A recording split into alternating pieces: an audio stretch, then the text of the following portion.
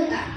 मग गोरा कुंभारची बायको म्हणाली गोरा कुंभारला, ऐकलात का, मी इथे बाळाला झोपवलं आहे, लक्ष द्या. मग गोरा कुंभार माती तुडवत तुडवत विठ्ठलाच्या हुकमात होता. विठ्ठल विठ्ठल असं म्हणत म्हणत त्याचं बाळ उठलं आणि त्याला काहीच कळत नव्हतं. तो मातीमध्ये गेला आणि गोरा कुंभारने माती तुडवली. मग त्याचं बाळ सगळं रक्त झालं होतं.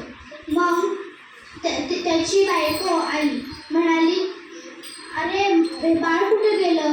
मग ती सगळीकडे शोधत होती. मग तिने बघितलं तर मातीत अख्खी लाल लाल झालेली आहे.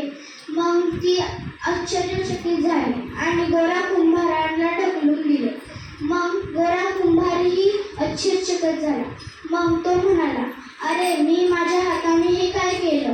मग गोरा कुंभाराची बायको म्हणाली, मी तुमच्या विठ्ठलाला आज काय करते ते पहा.